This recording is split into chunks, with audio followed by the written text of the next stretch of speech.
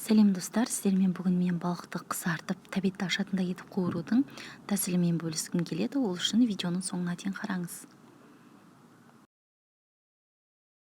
Менде балықты уже алдын ала жуып, тазартып, тұз сепіп қойдым. Яғни тұзы сіңімді болып тұру үшін.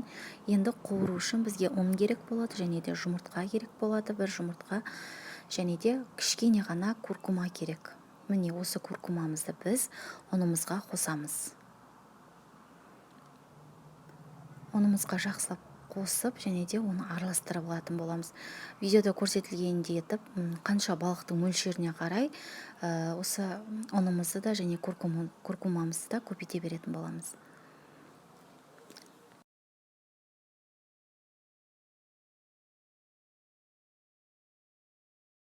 Жұмыртқамызды аунатып аламыз, және де енді балығымызды алып, ең бірінші жұмыртқамызға қосамыз да бәрін бірдей қылып жағып шығамыз.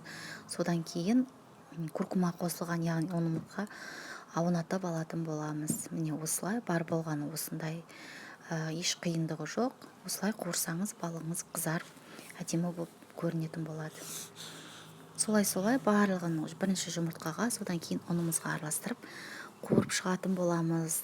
Қызып тұрған майға барлығын саламыз.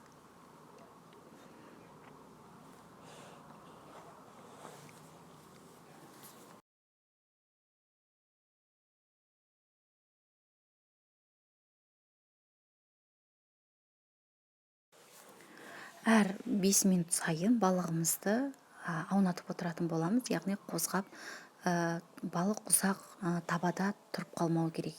Яғни қызып тұрған майда ары-бері қозғап тұрсаңыз, сонда балығыңыз күймей әдемі болып піседі.